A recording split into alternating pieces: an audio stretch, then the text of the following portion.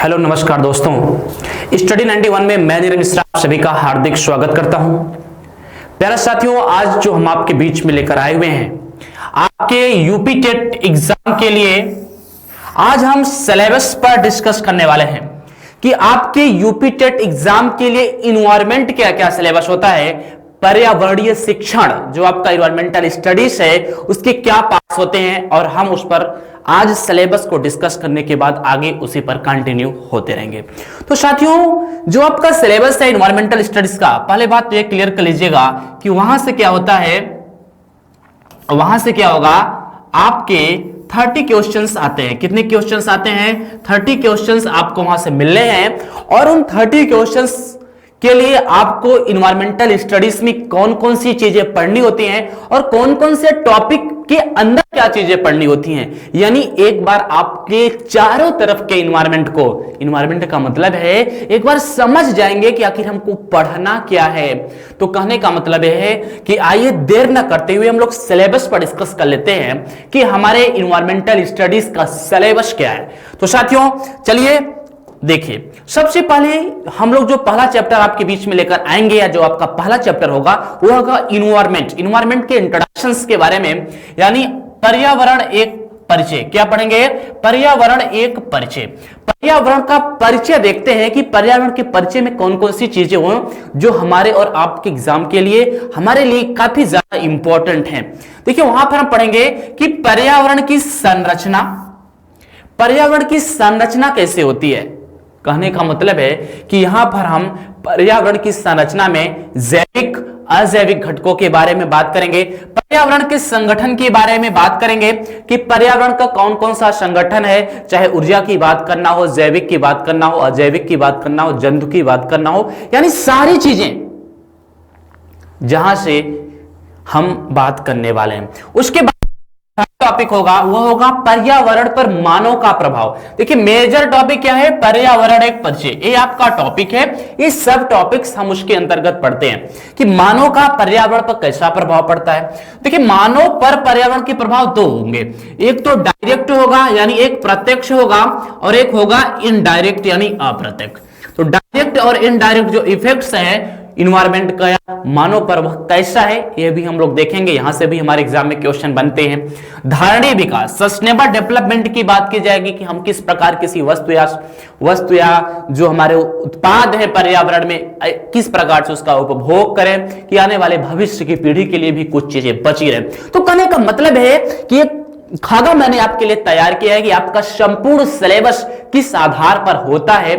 Topic तो पर्यावरण का परिचय है, लेकिन उसके अंतर्गत 5 सब टॉपिक्स इंपॉर्टेंट हैं। और फिर हम बात कर लेंगे सतत विकास लक्ष्य भारत सूचकांक 2019 जो आपका नीति कमीशन ने जारी किया है। यहां से भी आपके एग्जाम में क्वेश्चन आएंगे। जो आपका नीति कमीशन ने जारी किया, आप सबको पता होगा, जो भारत के नीति आयोग ने जारी किया है, वहां से भी हम लोग इस पर डिस्कस करने का प्रयास करेंगे।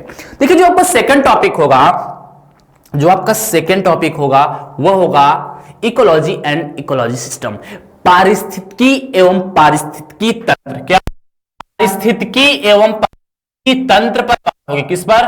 पारिस्थितिकी एवं पारिस्थितिकी तंत्र, पारिस्थितिकी एवं पारिस्थितिकी तंत्र पर बात होगी। देखिए,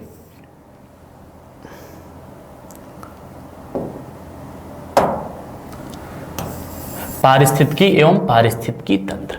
पारिस्थितिकी तंत्र है क्या, पहले इस पर डिस्कस करेंगे कि पारिस्थितिकी तंत्र है क्या। फिर एक टॉपिक है आपके एग्जाम में डायरेक्ट क्वेश्चन पूछा जाता है, इकोलॉजी, इंडोलॉजी, सेकोलॉजी, पेडोलॉजी, गेडोलॉजी।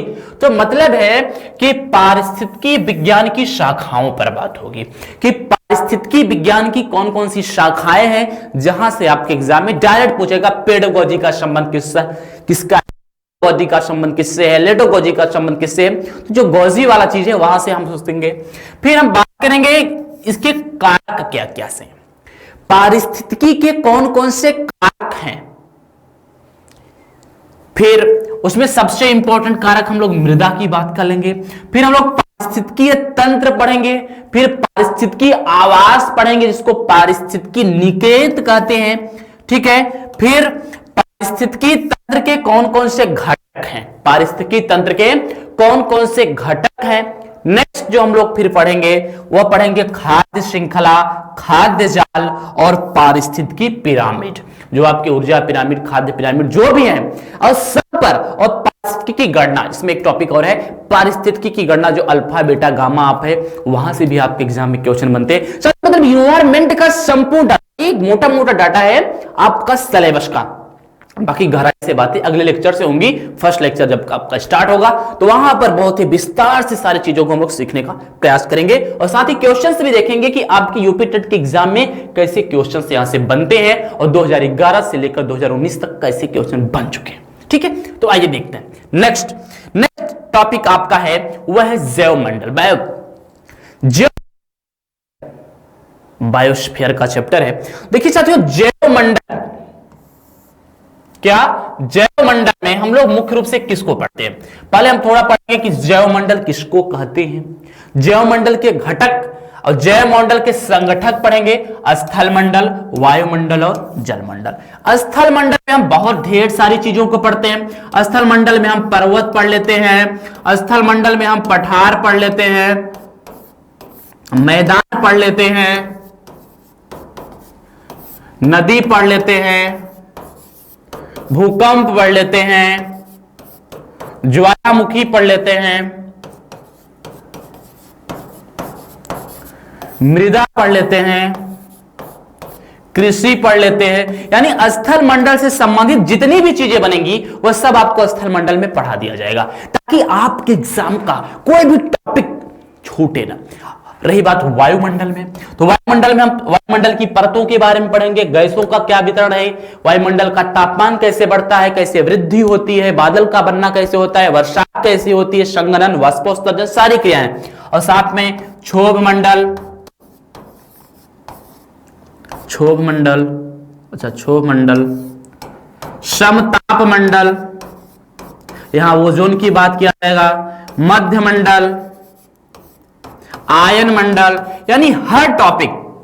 और रही बात जल मंडल की, तो जल मंडल में हम इसमें समुद्र के बारे में अध्ययन करेंगे, समुद्र की लवणता के बारे में अध्ययन करेंगे, मछलियों के बारे में अध्ययन करेंगे, समुद्री जीव जंतुओं के बारे में अध्ययन करेंगे, समुद्री शैवाल के बारे में अध्ययन करेंगे, प्लैंकटन वगैरह के बारे में अध्ययन करेंगे, प्रवाल भित्ति। यानी यहां से जैसे भी क्वेश्चन बनते, ये मैंने एक डाटा आपको दे दिया, इसको आप लोग नोट डाउन कर लीजिएगा, ताकि आपके एग्जाम में कोई एक क्वेश्चन मिक्स।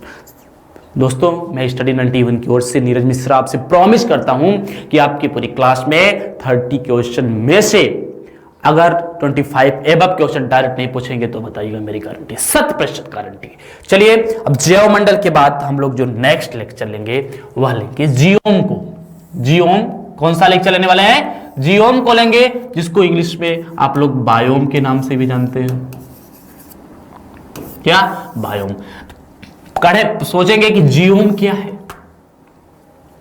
या बायोम क्या है, प्रभावित करने वाले कौन कौन से कारक हैं, फिर जियोम के प्रकार, टुंड्रा, मरुस्थली, मानसूनी, समझ रहे हैं? आपने सुना होगा, टुंड्रा प्रदेश है, टैगा प्रदेश है, सारी चीजें हैं, मानसूनी प्रदेश है, मरुस्थली प्रदेश है, रेगिस्तानी प्रदेश है, भूमध्य सागरीय प्रदेश है, तो ये सब उसमें पढ़ेंगे।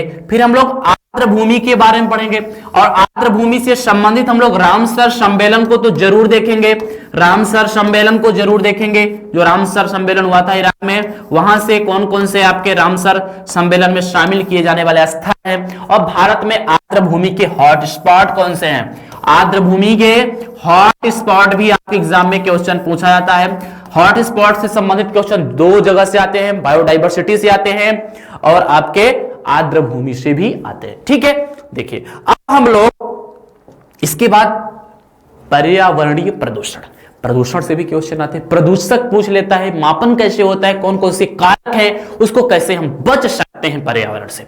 तो पर्यावरण प्रदूषण में आपको पता है, नॉर्मल सी बात है, वायु प्रदूषण, जल प्रदूषण, मृदा प्रदूषण, ध्वनि प्रदूषण और रेडियोधर्मी प्रदूषण। तो वायु में जो प्रदूषण होता है उसके कौन कौन से प्रदूषक होते हैं, उससे कैसे बचा सकता है। जल का प्रदूषण, मृदा में जो प्रदूषण हो रहे लगातार, ध्वनि प्रदूषण और रेडियोधर्मी प्रदूषण, जो आपके केमिकल से प्रदूषण होते हैं, आपके जो परमाणु वगैरह हैं, तरह तरह के जो परीक्षण होते हैं रेडियोधर्मी प्रदूषण के अंतर्गत आते हैं। यहां पर एक जो सबसे इंपॉर्टेंट क्वेश्चन अब लगातार वर्तमान में बना है समुद्री कचरा से। ठीक है, तो इस पर भी बात करेंगे। देखिए मोटा मोटा टॉपिक है, एकदम जबरदस्त लग जाओ। यूपी टेट में इन्वायरमेंटल स्टडी से क्वेश्चन आएंगे तो मेरे ही आएंगे, मेरी गारंटी। एग्जाम होगा तो मैं आपको बता दूंगा। चलिए बात करेंगे नेक्स्ट। अब हम लोग पर्यावरण संरक्षण के लिए महत्वपूर्ण अंतरराष्ट्रीय समझौते। पर्यावरण को बचाने के लिए जो अंतरराष्ट्रीय स्तर पर बड़े बड़े समझौते किए गए हैं वहां से भी क्वेश्चन आते हैं। जैसे पृथ्वी शिखर सम्मेलन कब हुआ, हाल ही में कहां हुआ, इसका उद्देश्य क्या है, थीम क्या है, क्योटो प्रोटोकॉल सम्मेलन, रियो +20 ये भी बहुत इंपॉर्टेंट है। संयुक्त राष्ट्र पर्यावरण सम्मेलन, जेनेवा, बीना सभा और स्टॉकहोम समझौता, ये इंपॉर्टेंट है जहां से आपके एग्जाम में क्वेश्चन बनने की संभावना होती है। तो कहने का मतलब यह है साथियों कि हर वो टॉपिक जो आपके सिलेबस का पार्ट है वहां पर मैं उसी का डिस्कस कर रहा हूं, उसके अंदर क्या है यह भी मैं आपको बताने का प्रयास कर रहा हूं। ठीक है, अब नेक्स्ट देखते हैं। वो तो अंतरराष्ट्रीय स्तर पर मैंने देखा, अब भारत में भी कुछ प्रोग्राम चलाए गए हैं।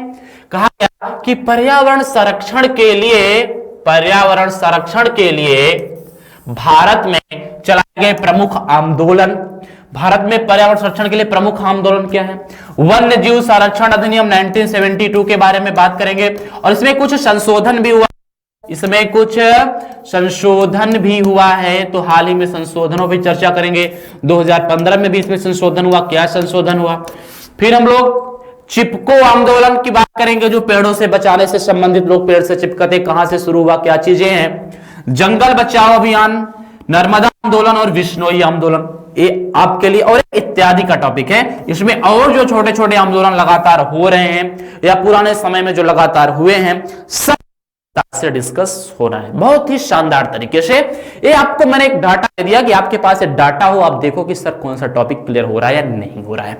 जैसे ये टॉपिक क्लियर होगा उसके क्वेश्चंस आपके बीच में होंगे, यानी एकदम जबरदस्त और शानदार तरीके से यहां सेशन स्टार्ट होने वाला है आपका। चलिए, वन संरक्षण परियोजनाएं, वन्य जीव संरक्षण यानी जीवों के संरक्षण के जो विशेष परियोजनाएं हैं उस पर भी बात होनी है। जैसे बाघ परियोजना, क्या बाघ परियोजना, तीसरा कछुआ महोत्सव, कस्तूरी मृग परियोजना, लाल पांडा परियोजना, गैंडा परियोजना, मणिपुर थामिन परियोजना और इत्यादि मैंने इसलिए जोड़ दिया कि जो और चीजें होंगी उन सबको यहां पे कलेक्ट कर लिया जाएगा, ताकि आपका एकदम, मैंने कहा ना, एकदम जोर शोर से 30 क्वेश्चन में से 30 क्वेश्चन एनवायरमेंट के होने चाहिए। सफलता आपको आपके हाथ में मिलेगी। चलिए आइए अब देखिए, कुछ पर्यावरणीय शब्दावलियां हैं, देखिए वो क्या है। जैसे इको मार्क क्या होता है, किसके लिए प्रदान किया जाता है। इको इकोनॉमी क्या है, यह भी बहुत इंपॉर्टेंट है। शैवाल जाति सूचकांक क्या है, इस पर बात। सुपोषण, कार्बन फुटप्रिंट, गंगा इंपॉर्टेंट है, इसको गैप के नाम से भी जानते हैं, गंगा एक्शन प्लान, ये बहुत ही इंपॉर्टेंट है। और क्या होते हैं, कितने प्रकार के होते हैं। और राष्ट्रीय हरित न्याधिकरण एनटीबी बोलते हैं इसको, इस पर भी बात होगी। अब नेक्स्ट टॉपिक जो आपका है उसमें कुछ कॉमन सी बात है। क्या, हम लोग भारतीय संविधान की भी बात करेंगे। भारतीय संविधान से संबंधित कहां से क्वेश्चन बनते हैं, चाहे वो संघ की बात हो, मूल अधिकार हो, मौलिक कर्तव्य हो, राज्य के नीति निर्देशक तत्व हो, राज्यों से संबंधित बात हो, कुछ संविधान में पर्यावरणीय उपबंधों की बात हो। फिर हम लोग कुछ ऐसे टॉपिक को कवर करेंगे भूगोल के जो आपके पर्यावरण से कवर नहीं हो पाएंगे।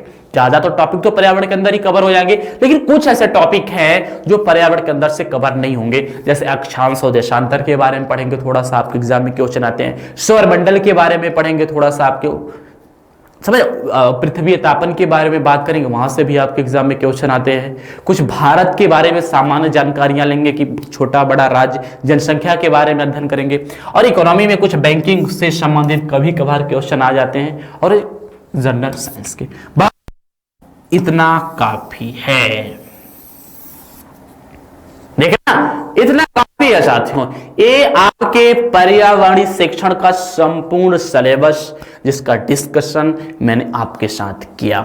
अब क्या होगा, नेक्स्ट लेक्चर से एक एक टॉपिक का आपको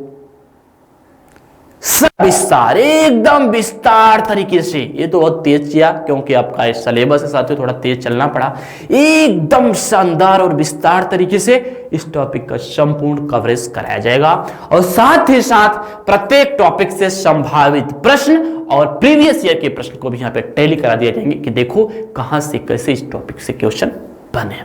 ठीक है साथियों, तो ठीक है, थैंक यू, जय हिंद।